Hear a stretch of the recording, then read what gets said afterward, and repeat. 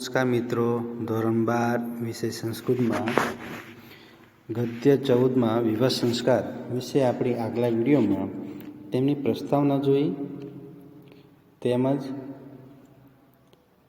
યજમાન અને પુરોહિતના સંવાદ વિશે આપણે ચર્ચા કરતા હતા. તે આપણે યજમાન સુધી આપણે આવ્યા છે, ત્યાંથી આપણે શરૂઆત કરીએ. તો એની પહેલાં એનું અનુવાદ છે, પહેલાં તે આપણે જોઈ લઈએ કે એમનો સંવાદમાં પુરોહિત અને યજમાન શું ચર્ચા કરતા હતા. કે યજમાન અહીંયા કહે છે કે વિવાહ સંસ્કારમાં અનેક પ્રકારના વિધિ થાય છે. તેમાં પ્રદક્ષિણા નામના એક પ્રખ્યાત વિધિ છે. પ્રદક્ષિણા ફેરા એ શું છે એવો પ્રશ્ન કરે છે.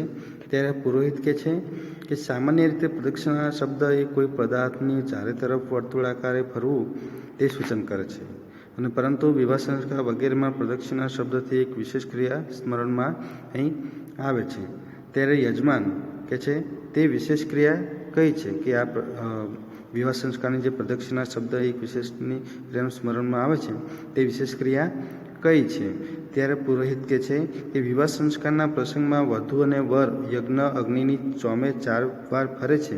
આ ક્રિયા સંસારમાં પ્રદક્ષિણા ફેરા એવા નામે પ્રખ્યાત છે. પુરોહિત કહે છે કે વિવાહ સંસ્કારની અંદર જે પ્રસંગમાં વર અને વધુ યજ્ઞની જે ચારે તરફ ફરે છે, આ ક્રિયાના સંસારમાં જે પ્રદક્ષિણા એટલે કે ફેરા એવા નામથી એ પ્રખ્યાત છે. ત્યારે યજમાન કહે છે કે પ્રદક્ષિણા પ્રસંગમાં વધુ અને વર બંને સાથે જ ચાલે છે અથવા ક્રમશ આગળ પાછળ રહીને ચાલશે. યજમાન કહે છે કે પ્રદક્ષિણા જે ફેરા ફરે છે એ પ્રસંગની અંદર વધુ અને વર બંને સાથે ચાલે છે અને ક્રમશ એટલે કે આગળ પાછળ રહીને તેઓ ચાલે છે. ત્યારે પુરોહિત કહે છે કે એ મોટે ભાગે 3 ફેરાઓના કન્યા પહેલાં ચાલે છે, તેની પાછળ વર ચાલે છે, ત્યાર પછી અંતિમ ફેરામાં વર પહેલાં ચાલે છે અને કન્યા તેની પાછળ ચાલે છે. પુરોહિત કહે છે કે અહીંયા મોટે ભાગે આ 3 ફેરાઓમાં પહેલાં કન્યા પહેલાં ચાલે છે અને તેની પાછળ વર ચાલે છે, અને ત્યાર પછી જે અંતિમ ફેરામાં વર પહેલાં આગળ ચાલે છે અને કન્યા તેની પાછળ ચાલે છે. ત્યારે યજમાન કહે છે કે ક્રમશ આગળ પાછળ રહીને ચાલવાની ક્રિયાનો આશય શું છે. યજમાન કહે છે કે આની આગળ પાછળ રહીને જે વર વધુ ચાલે છે એની આશય શું છે. ત્યારે પુરોહિત કહે છે કે એવું માનવામાં આવે છે કે ગૃહસ્થ શ્રમના અનેક પ્રકારના કાર્યો સદગુણોથી યુક્ત સૌજન્યશીલ ધર્મપત્નીના માર્ગદર્શનમાં પૂર્ણ થયેલા હોય છે. તેથી આ પ્રકારના તે કાર્યોમાં કન્યાનું નેતૃત્વ હોવું જોઈએ અને વરે તેનું અનુકરણ કરવું જોઈએ. આ પ્રમાણે એક કર્તવ્યનું સૂચન થાય છે અને જીવનના પાછળના અડધા ભાગમાં પુરુષના માર્ગદર્શનની જરૂર રહે છે. માટે ચોથા ફેરામાં વર આગળ હોય છે, અર્થાત તેમાં વરનું નેતૃત્વ હોવું જોઈએ અને કન્યાએ તેનું અનુકરણ કરવું જોઈએ. આ પ્રમાણે આ બીજા એક કર્તવ્યનું સૂચન થાય છે. ત્યાં સુધી આપણે જોયું હતું. તેના પછી આપણે યજમાનથી બાકી છે તે આપણે સંસ્કૃતમાંનું વાંચન કરીએ અને એનું અનુવાદ આપણે જોઈએ. યજમાન ભગવન મયા ઇતમ શ્રુતમ યત ધર્મ અર્થ કામ મોક્ષા ચતુર્વિધ પુરુષાર્થમ સંતિ તેષુ પ્રારંભિકેષુ ત્રિષુ કન્યાયા નેતૃત્વમ ભવતિ ચતુર્થ ચ મોક્ષ નામિક પુરુષાર્થ વરસ્ય ઇતિ. ભગવન મયા ઇતમ શ્રુતમ યત ધર્મ અર્થ કામ મોક્ષા ચતુર્વિધ પુરુષાર્થમ સંતિ. એટલે કે છે શ્રીમાન ભગવાન એટલે કે શ્રીમાન તરીકે ઓળખાય છે કે શ્રુતમ એટલે કે સાંભળવું. મયા ઇતમ શ્રુતમ યત ધર્મ અર્થ કામ મોક્ષા એટલે કે શ્રીમાન મેં સાંભળ્યું છે કે ધર્મ અર્થ કામ અને મોક્ષ એમ ચતુર્વિધ પુરુષાર્થ સંતિ એટલે કે ચતુર્થામ એટલે કે ચોથી પ્રદક્ષિણામાં ચતુર એટલે કે 4 એટલે કે 4 પ્રકારના પુરુષાર્થો હોય છે. તેષુ પ્રારંભિકેષુ ત્રિષુ કન્યાયા નેતૃત્વમ ભવતિ ચતુર્થ ચ મોક્ષ નામે પુરુષાર્થ વરસ્ય ઇતિ. ચતુર્થી તેષુ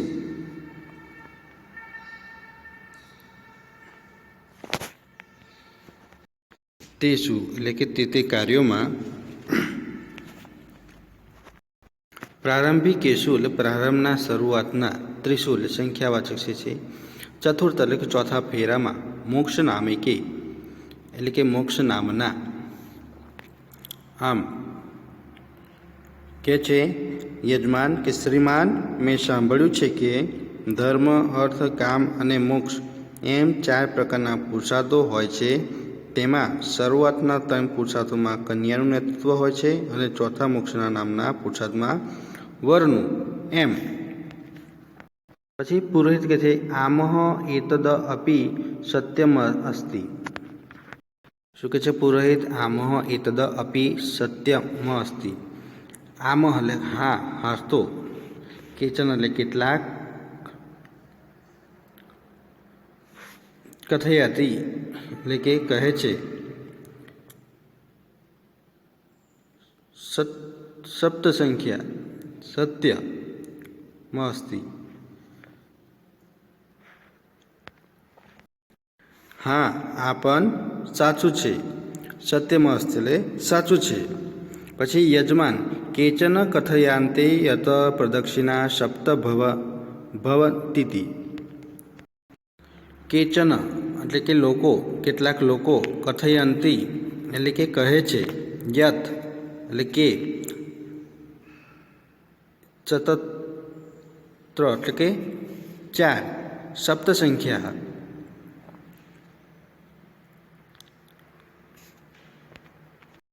કેચન કથયંતી તદ પ્રદક્ષિણા સપ્ત ભવંતી. સપ્ત એટલે 7 સંખ્યા, સપ્ત સંખ્યા ભવંતી કે છે. તો શું કહે છે કે કેટલાક લોકો કહે છે કે 7 પ્રદક્ષિણાઓ ફેરાવો હોય છે. યજમાન કહે છે કે કેટલાક લોકો કહે છે કે 7 પ્રદક્ષિણાઓ હોય છે. સપ્તપદી એટલે કે 7 પગલાઓનો સમૂહ વિવાહ સંસ્કારના અંતે તબક્કામાં વર અને કન્યા દ્વારા કરવામાં આવતા એક વિધિને સપ્તપદી તરીકે ઓળખવામાં આવે છે. આ સપ્તપદી નામે ઓળખાતા વિધિમાં કનકનમાં વ્યાપક પરમપિતા પરમાત્માની દેવતાઓના પ્રતિનિધિરૂપ અગ્નિની અને સમાજની ઉપસ્થિતિમાં વર અને વધુ સમાન દિશામાં સમાન ગતિ રાખીને 7 પગલાં સાથે ચાલે છે. સપ્તપદીના આ વિધિમાં વર અને કન્યા ગૃહસ્થમાં પણ સમાન દિશા રાખીને સમાન ગતિ રાખીને લક્ષ્ય પૂર્તિ માટે પ્રયત્નશીલ રહેવાના છે એ બાબતનો સંકલ્પ અહીં વ્યક્ત કર્યો છે. સપ્તપદી એટલે એમાં આ સંકલ્પ વ્યક્ત કરે છે.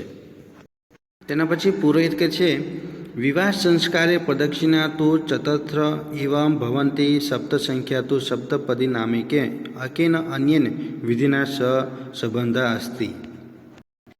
સપ્ત સંખ્યા ચતસ્ત્ર એટલે કે 4, સપ્ત સંખ્યા એટલે કે 7 સંખ્યા, સપ્તપદી નામે કે સપ્તપદી નામના, જે સપ્તપદી સપ્તનામ પદાનામ સમાહાર કે 7 પગલાઓનો સમૂહ અને અન્યનો એટલે કે બીજાથી, વિધિના એટલે કે વિધિથી, સંબંધ એટલે કે જોડાયેલો, સંલગ્ન એટલે કે છે.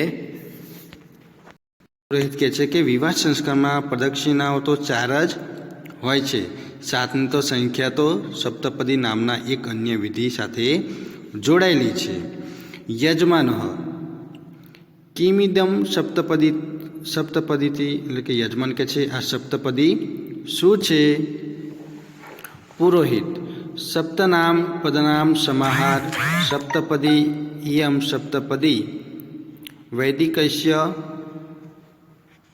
વિવાહ વિધિ આત્મા. સપ્તનામ પદાનામ સમાહાર સપ્તપદી ઇયમ સપ્તપદી વૈદિકસ્ય વિવાહ વિધિ આત્મા. વૈદિકસ્ય એટલે વૈદિકના, વિવાહ વિધિ એટલે વિવાહ વિધિના,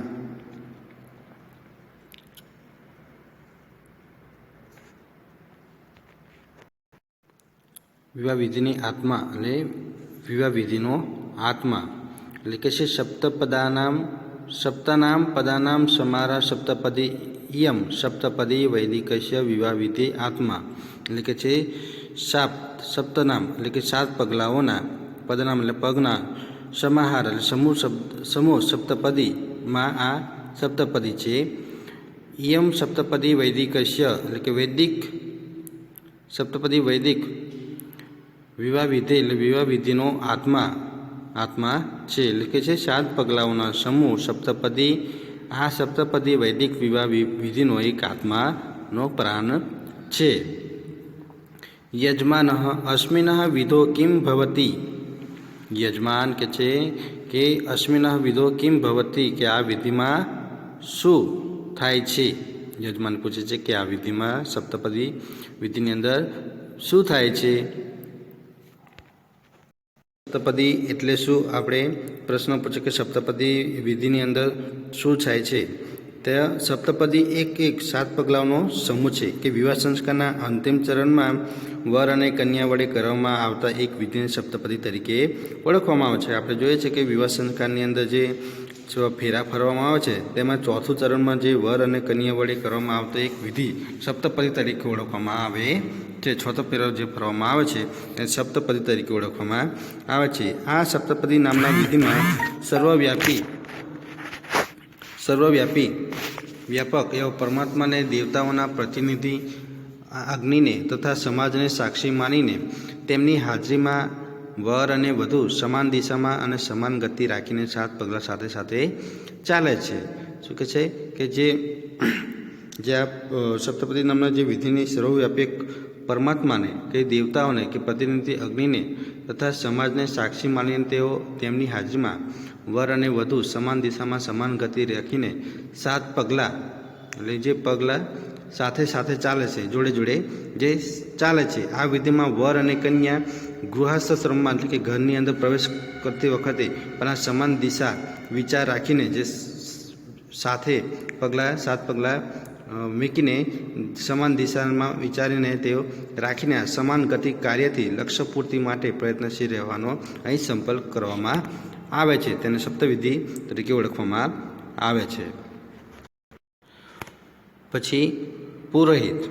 અસ્મિન વિધો વધુવરો જગતવ્યાપકસ્ય ઈશ્વરસ્ય દેવતાના પ્રતિનિધિરૂપસ્ય અગ્નિ સમાજસ્ય ચ સમક્ષમ એકાસ્યા દિશાયા સમાનાયા ગત્યા સહભાવેન ચ સપ્તપદાની ચલતઃ. આપણે જોયું તેમ અસ્મિન વિધો એટલે કે આ વિધિમાં જગત વ્યાપકસ્ય એટલે કે જગતમાં વ્યાપીને રહેલા ઈશ્વરસ્ય કે દેવતા નામ કે દેવતાઓના પ્રતિનિધિ રૂપસ્ય એટલે કે પ્રતિનિધિ રૂપના સમાજસ્ય એટલે કે સમાજના એકાસ્યમ એક સપ્તમી એક વચન એકાસ્યમ એટલે એક દિશાયામ એટલે કે દિશામાં ગત્યા એટલે કે ગતિથી સહભાવેન એટલે સાથે રહીને વિધિના એટલે કે વિધિથી સપ્તપદાની ચલતઃ એટલે તે 7 પગલાં ચાલે છે. પુરોહિત કહે છે કે આ વિધિમાં વધુ અને વર જગત વ્યાપક પરમેશ્વરની દેવતાઓના પ્રતિનિધિ રૂપ એવા અગ્નિદેવની અને સમાજને સમક્ષ સાક્ષી માનીને સમાન દિશામાં સમાન ગતિથી એક સાથે રહીને 7 પગલાં ચાલે છે. શું કહે છે કે જે સપ્તપદી વિધિની અંદર આ વિધિની અંદર વર અને વધુ જગતવ્યાપી પરમેશ્વરની દેવતાઓના પ્રતિનિધિરૂપ એવા અગ્નિદેવની અને સમાજની સમક્ષ સાક્ષી માનીને પ્રતિજ્ઞા કરીને સમાન દિશામાં સરખી દિશામાં સમાન ગતિએ સરખા સાથે એક સાથે રહીને 7 પગલાં જે ચાલે છે એમ કહે છે. પછી યજમાન અસ્ય કિમ તાત્પર્યમ એટલે કે આનો આશય અસ્ય કિમ તાત્પર્ય એટલે કે આનો આશય સ્વ છે. પુરોહિત. વિવાહેન વિધિના વધો વરસ્ય ચ આત્માનો એકયમ સાધ્યતે અર્થાત શરીરેમ ભિન્નો અપી વધુવરો આત્માનમ એકત્વમ ભજતઃ આત્માનમ એક્યત્વામ ઉભયો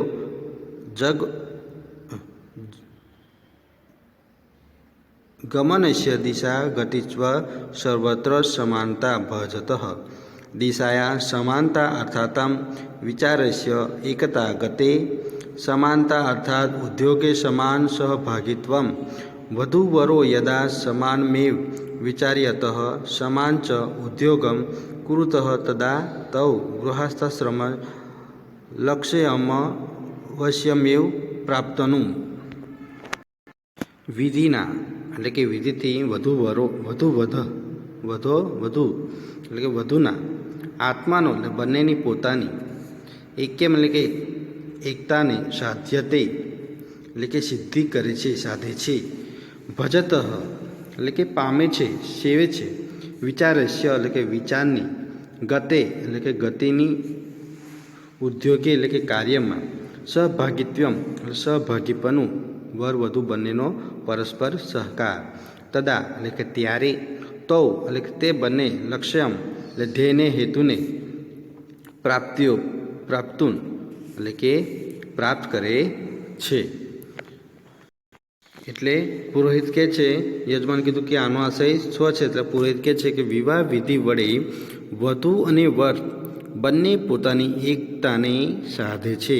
અર્થાત શરીરથી જુદા જુદા હોવા છતાં વધુ અને વર બંને પવિત્ર મનથી એકતા પામે છે. વ્યક્તિની એકતામાંથી બંનેના ગમનની દિશા અને ગતિ વડે સર્વત્ર સમાનતા પામે છે. અને દિશાની સમાનતા એટલે કે વિચારની એકતા, ગતિની સમાનતા અર્થાત કાર્યમાં સમાન સહભાગીપણું. જ્યારે વધુ અને વર બંને સમાનપણે જ વિચાર કરે છે અને સમાન કાર્ય કરે છે, ત્યારે તે બંને ગૃહાશ્રમના ધ્યેયને નિશ્ચિત રૂપે પ્રાપ્ત કરે છે. ત્યાર પછી યજમાન ગૃહસ્થશ્રમ્ય કિમ લક્ષણમ કે છે. યજમાન ગૃહસ્થશ્રમ્ય કિમ લક્ષણમ પ્રશ્ન કરે છે યજમાન કે ગૃહસ્થશ્રમ એટલે ગૃહસ્થશ્રમનું લક્ષણમ એટલે ધ્યેય શું છે. ગૃહસ્થશ્રમ કિમ લક્ષણમ એટલે ગૃહસ્થશ્રમનું ધ્યેય શું છે. પુરોહિત સપ્તપદાનામ યાની સપ્તપદાની સંતિ તાની એકૈકમ લક્ષણમ સૂચયંતિ ઇયં વિધિ કુર્વન વરઃ વધૂત્વ યસ્ય મંત્રસ્ય ઉચ્ચારમ કુરુત તત્ર ઇમાની સપ્ત લક્ષાની સૂચિતાની સંતિ અન્નાધૈર્યમ બલાયમ ધનાદીનામ ઉન્તયતે સુખાયામ સહાયકાના પશુનામ પ્રાપ્તિ ઋતુભ્ય અર્થાત ઋતુના સુખાનુભવાયામ સર્વ પ્રાણીનામ મિત્રતા ભવેદિતિ ચ સપ્ત લક્ષાની નિર્ધારિતાની સંતિ. સપ્તપદીનામાં યાની એટલે કે જે, તાની એટલે કે તે, એકૈકમ એટલે કે એક એક, ઇમમ એટલે કે આ, કુર્વમ એટલે કરતા, મંત્રસ્ય એટલે મંત્રનું, તત્ર એટલે તેમાં, ત્યાં, ઇમાની એટલે કે આ, સૂચિતાની એટલે સૂચવાયેલા, અન્નાધૈર્યૈશ્વર્યામી અન્ન આદિ ઐશ્વર્યામી એટલે અનાદિ, અન્ન આદિ ઐશ્વર્ય અનાદિ એટલે અન્નથી આ અન્ન વગેરે, ઐશ્વર્યને માટે અન્ન વગેરે સમૃદ્ધિ અર્થે, ઉન્નતિ એટલે કે ઉન્નતિ એટલે કે વિકાસને માટે, ઉન્નતિ એટલે કે વિકાસને માટે, સહાયકાનનમ સહાયકોના એટલે કે સહાયકોના, પશુનામ એટલે કે પશુઓના કે ગાય ભેંસ વગેરે પ્રાણીઓના, પશુઓના, પ્રાપ્તતે પ્રાપ્તિ માટે, ઋતુભ્યમ